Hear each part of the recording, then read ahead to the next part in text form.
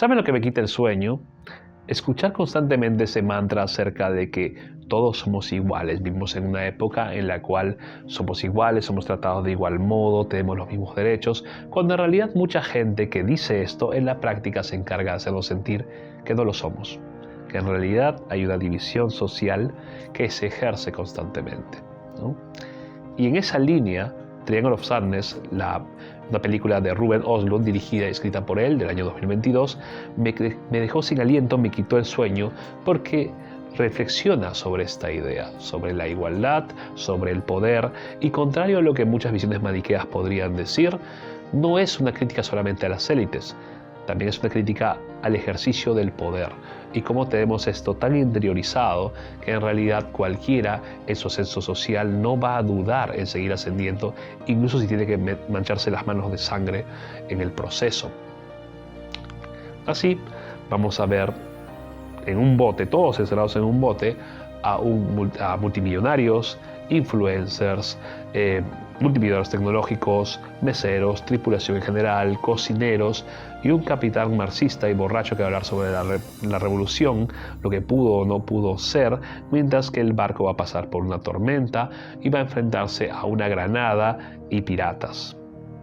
Por otro lado, también vamos a ver en la segunda mitad un espectáculo con respecto a esta nueva sociedad viviendo en una isla aparentemente desierta y cómo van a pasar a subvertir lo que sería la organización del poder. Sin embargo, en esa subversión nada realmente cambia, solamente se cambia de cabeza. Quería analizar esta película hace mucho tiempo, siento que he visto muy poco análisis en internet, he visto unos videos que hablan sobre el final de la película, explicándolo, hablan 2-3 minutos sobre la película y básicamente se enfocan en la parte más escatológica de la misma. Así que quiero permitirme corregir esto que me parece una falta y quiero analizar la película, quiero comenzar hablando sobre ella y quiero analizarla después. Como siempre, soy Prisionero del Insomnio y esto es Relatos Insomnes.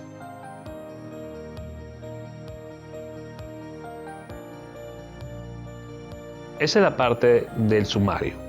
Todavía no voy a analizar la película, así que si no la han visto les recomiendo ver esta parte y luego pasar al final, o de lo contrario ver esta parte, ver la película que no tiene desperdicio a pesar de ser 2 horas de la misma, y luego regresar al video. Por un lado vamos a asistir a lo que es esta pareja de influencers y modelos, Carl y Yaya. Para mí es una reflexión muy importante de la que rodea a estos dos personajes, porque por un lado podríamos hablar de paridad de género o lo que es trato igualitario en el trabajo, solamente que en este caso es al revés. Yaya, como modelo femenina, gana mucho más que su contraparte Carl. En el mundo de la moda, obviamente sabemos que las mujeres ganan más que los hombres y no veo mucha gente quejándose, por ejemplo, ¿no? Al mismo tiempo, ellos están en el barco, en el crucero, porque a Yaya se le ha ofrecido promocionarlo. Como canje, ella va al crucero gratis y al mismo tiempo lo va a promocionar en sus redes sociales. Ambos se dedican a tomarse fotos, a vivir bronceándose, etc. Y van a tratar con las personas que sí han pagado por el crucero. Por un lado está un ruso, básicamente millonario, que vende mierda, porque lo dice así, ¿no? En lo que es agricultura, y se ha hecho millonario a partir de eso. Tiene su esposa y su amante a la vez en el crucero. Por otro lado vemos a un empresario tecnológico, un tipo que acaba de vender un invento tecnológico por mucho dinero. Vemos a una alemana que ha sufrido un ataque cerebral y que lo único que puede hacer es decir una frase en alemán. Y todos se confunden, todos están animados. En el crucero todos toman champán y muchos de ellos reflexionan sobre la vida, sobre lo que es estar esclavizado a un trabajo y la rutina, frente a la tripulación que les sirve champán y escucha sus sueños de justicia social, mientras que unos se bañan en un jacuzzi y otros los sirven. Paralelo a ello, los trabajadores de cabina, básicamente los meseros, la gente que tiene más intercambio con los pasajeros, tienen que obedecer cualquier capricho que los tripulantes tengan. De hecho, Paula, la jefa del staff, les dice que si los pasajeros quieren drogas ilegales, quieren cualquier cosa, ellos deben decir que sí. Porque después, en una escena genial, en donde todos aplauden y se alocan y bailan, ¿no? Van a recibir una muy buena propina. De hecho, Paula reflexiona acerca de que el primer y el último día del crucero son los más importantes, lo que va a quedar a la tripulación en lo que es su imaginario como recuerdos, y que tiene que trabajar en ambos días, tiene que enfatizar ambos para lograr el tan ansiado bono, la tan ansiada propina. La película va a explorar las contradicciones, los excesos y los pensamientos, las reflexiones también de personas que están acostumbradas a ser escuchadas y ser admiradas. Por un lado vamos a ver, por ejemplo, que Carl en algún momento va a ponerse celoso de Yaya, su novia, como dije, la influencer, cuando ésta mire con cierta admiración a un tripulante, a un trabajador que se quita la camiseta para limpiar parte del barco. De hecho, Carl se va a quejar con Paula, pero él no va a darse cuenta, luego lo va a entender, de que esta queja va a hacer que al empleado, un griego, lo despidan.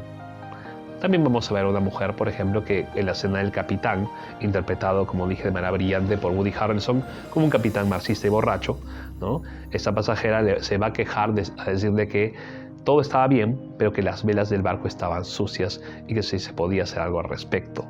El capitán, con una sonrisa burlona, le va a decir que ese es un barco eléctrico y que no existen las velas. Como la mujer va a insistir, el capitán va a decir, bueno, vamos a limpiarlas, cuando en realidad, como dije, no existen las velas. Al mismo tiempo vamos a ver en la película, como dije, constantemente el recordatorio dicho por los millonarios de que todos somos iguales. La tripulación es igual a los pasajeros. Sin embargo, esta frase, aunque arrojada una y otra vez, incluso desde el principio de la película en un evento de modelaje, va a chocarse contra la realidad, va a ser desgastada por esta misma y en ningún momento mejor que, como dije, el momento de la tormenta y cuando esta granada, una granada fabricada por la empresa de unos adorables viejecitos que también están en el barco, ¿no?, choque y destruya los sueños de muchas personas por justamente de manos de unos piratas que asaltan el barco. Las interpretaciones son muy buenas, de hecho todo el cast me parece excelente, pero me quedo sobre todo con las actuaciones de Woody Harrelson, como dije, el capitán, y de Dolly de León, quien va a tener una presencia a lo largo de la película, aunque su presencia podríamos pensar de que no aparece al principio, está allí, rondando. De hecho, como empleada va a aparecer casi al principio para tocarles la habitación a Carl y a Yaya, dormidos después de pisar una celebración en el barco, y va a ser despedida por ellos, inocentes todavía de cuán protagónico va a ser su papel en la segunda parte de la película. Por otro lado, también la tensión que maneja la misma es excelente, la tensión que existe en el barco, la tensión que existirá en la isla, como dije, después de la granada, en el que vamos a ver cómo, de manera orgánica, pero también muy rápida, el cambio de paradigma y de poder se va a ejercer casi de inmediato. La tripulación va a ceder el mando a la persona que va a detentar el poder porque va a preferir entre tener la comida ya de una vez o intentar obtener comida con habilidades que no poseen. Van a preferir lo primero como el mal necesario y se van a sujetar al poder casi de inmediato. A la vez, como dije, la película es una reflexión sobre el ejercicio del poder y cómo éste puede manejarse de tal o cual modo, de tal o cual persona. También como la belleza, por ejemplo, y las habilidades pueden ser mercancía de intercambio y que quien detenta el poder al final es quien puede siempre obtener ventajas y de hecho lo va a hacer. Es irónico que la película comience con esta frase de que todos somos iguales, al mismo tiempo que con la entrevista que se le hace a los modelos masculinos. El entrevistador, claramente homosexual, les pregunta bromeando acerca de cómo llevan los modelos masculinos ser pagados la mitad del sueldo que sus contrapartes femeninas y a la vez cómo llevan que sean a veces acosados por entrevistadores homosexuales como él mismo.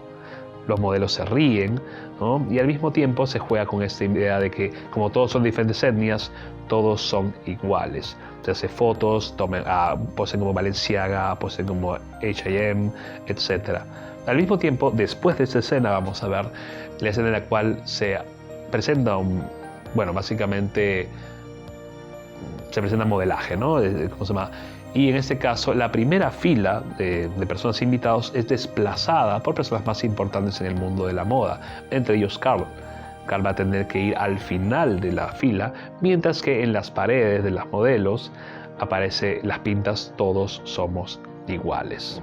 La contradicción es evidente y se enfatiza más todavía cuando en medio de esta igualdad la gente grita más el nombre de Yaya que el resto de las modelos. Algo que también me gustó mucho de esta película es el trato hacia los modelos. Contrario a lo que se hace en otras películas donde se estereotipa o se asume de inmediato que son tontos, aquí nos damos cuenta que Carl y Yaya no lo son. Pueden ser algo banales, pueden ser algo infantiles, pero no son tontos y lo vemos en sus diálogos. De hecho, lo vemos desde el principio cuando ellos reciben la cuenta del restaurante en el que acaban de comer. Yaya deja a Carl con la cuenta pagando, a pesar de que ellos habían hablado acerca de que Yaya iba a pagar esta vez. Por otro lado, la conversación que ellos tienen acerca y la discusión que van a tener sobre quién recibe más dinero se va a enfatizar luego cuando ambos se sinceren en la habitación de hotel que comparten. Yaya le va a decir que ella no busca a un amigo. Yaya también le va a exponer de que qué pasaría si estuviera embarazada, por ejemplo. Necesita a un hombre que la cuide y se sincera con él de una manera básicamente brutal que de manera realista choca con lo que él dice acerca de los roles de género y la construcción de los mismos. Yo soy una modelo, le dice ella, y la única manera de liberarme de esto es ser la esposa trofeo de alguien. Así vamos a ver que ambos saben y reconocen sus lugares en el mundo, son los primeros que saben sobre lo mismo. Por otro lado, hay una escena muy buena en el crucero en el cual Carl está leyendo el Ulises de Joyce, lo cual me trae a la mente, por ejemplo, esa imagen mítica de Marilyn Monroe con el mismo libro. Como dije, ninguno de los personajes es tonto. Sin embargo, en esta astucia que pueden tener, ambos reconocen sus lugares en el mundo, sus limitaciones y sus talentos. Por eso mismo, en esta última línea, la del talento, ellos saben qué pueden obtener con sus cuerpos, con sus imágenes, y eso va a ser muy importante a lo largo de la película, sobre todo en la segunda mitad. Los rusos, en este caso, la pareja de rusos es una pareja hasta cierto punto caricaturesca. Por un lado, Dmitri, el oligarca ruso, es una persona que quiere a un compañero de ingenio, un compañero con el cual debatir citas, y de hecho lo va a encontrar en el capitán, en casi la segunda parte de la película, con quien va a compartir un duelo de ingenio, capitalismo versus comunismo, y al que al final de algún modo va a considerarse hasta cierto punto un amigo de borrachera. Por otro lado, el ruso también toma fotos a su joven amante delante de su esposa, parece que ella quiere ser influencer o algo parecido. Vera, la esposa del ruso, en cambio, ella se va a atiborrar de champán, va a tratar de reflexionar sobre la vida, reflexionar sobre su vida y cómo ella en realidad no eligió el camino en el que estuvo, simplemente las circunstancias la orillaron a ser la millonaria reflexiva que es. Al mismo tiempo, en algún momento va a tener una brillante idea, va a decir que la tripulación debe disfrutar la vida y debe darse un chapuzón en el mar. Vamos a ver las expresiones de entierro que tiene la tripulación porque se va a ver interrumpida en sus labores para cumplir el capricho de esta mujer y al mismo tiempo vamos a ver lo irónico del asunto. Ella invoca a la igualdad, de hecho la mesera que le está atendiendo y le sirve el champán, a ella le dice, nosotros somos iguales, por lo tanto debes divertirte y te invito a meterte en el jacuzzi y yo te voy a servir. Cuando ella intenta negarse, la mesera, en este caso, Vera se enoja y parece incapaz en este caso esta mujer de ver que en realidad sus palabras, sus mensajes se contradicen con lo que ella está haciendo. Si una invitación no es tal sino una orden, en realidad no existe igualdad, existe una persona con poder sobre la voluntad de otra. Van a suceder más cosas en la película, por supuesto. Por un lado vamos a ver un breve flirteo entre Yaya y Jarmusch, el millonario tecnológico, como dije, delante de Carl incluso. El millonario ofrece Rolex a todo el mundo en algún momento. Vamos a ver también cómo al final la tripulación, porque justamente el capitán se le ocurrió celebrar la cena del capitán en una tormenta, va a terminar vomitando la comida, que parece que también no está en tan buen estado por el chapuzón. Vamos a ver cómo, mientras que todo el mundo se va al diablo, el capitán, alentado por Dmitri, va a comenzar a leer a Noam Chomsky en altavoz delante de todo el mundo y tratando de reconciliar su sueño de izquierdas con lo que es la vida que está viviendo. Y al final de este segmento vamos a ver a la pareja de ancianos inventores de granadas compartiendo un momento romántico en el Sunrise, mientras que los piratas que van a invadir el barco arrojan una granada y la mujer está tan, no sé, al margen de la realidad que va a recoger la misma y va a sonreír ante la coincidencia de que sea una de las suyas, mientras que el barco explota. Contrario a lo que sucede con novelas como El Señor de las Moscas de William Golding, aquí no hay una lucha de poder, al menos no una real o una sostenida. Aunque al principio Abigail, interpretada por Dolly de León, como dije, llega en una cabina y obedece a Paula, la administradora, esta ilusión de poder o de mantenimiento del poder se va a destruir casi de inmediato cuando Abigail se dé cuenta que nadie en la tripulación es capaz de hacer lo mínimo para sobrevivir. De hecho, ella va a pescar con sus propias manos el pez que van a comer luego, ella va a prender el fuego, ella va a preparar la comida. Ninguno de los tripulantes es capaz de hacer lo mínimo indispensable para poder sobrevivir. Así ella va a cambiar, no va a destruir, como dije, la estructura de poder, sino la va a cambiar y se va a volver la capitana de facto de lo que es la nueva tripulación. Cuando Paula le intente restablecer la estructura de poder, Abigail va a ejercer una amenaza. Le va a decir, bueno, ¿y dónde está el barco en el cual ustedes mandaban? ¿De qué vale el dinero ahora? Yo soy la que tiene el poder, ¿no? Si bien es cierto, podríamos decir de que la tripulación podría haber, manipulado o sometido a Abigail, luego ¿qué hubiera sucedido? Ninguno es capaz, como dije, de ejercer lo mínimo indispensable para poder sobrevivir, lo cual hubiera preparado una situación tipo, no sé, ¿cómo se llama? Viven o la Sociedad de la Nieve, ¿no? Hubiera terminado cayendo en el canibalismo, qué sé yo.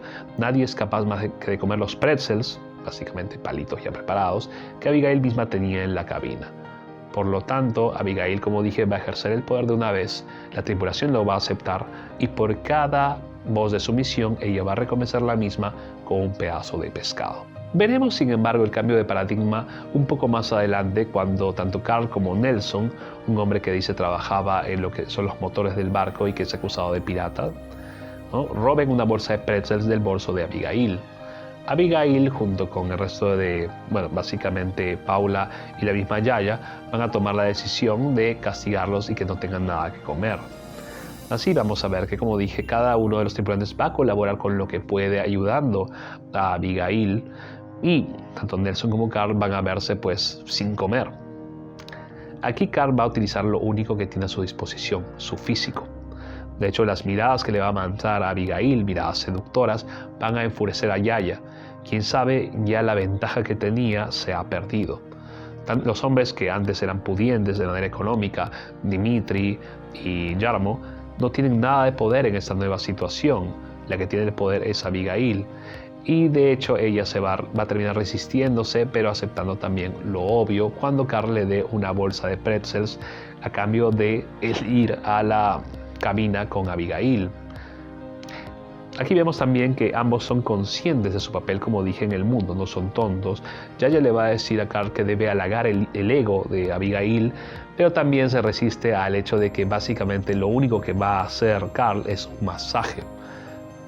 Sabemos, y de hecho vamos a saber lo que va a pasar más adelante, por los comentarios indignados y las bromas subidas de tono después y en el medio, confesiones de uno que otro personaje que ha pasado por lo mismo con respecto a la nueva situación de Carl y básicamente una suerte de concubinato que se va a dar. Poco a poco la sociedad se va a ir organizando.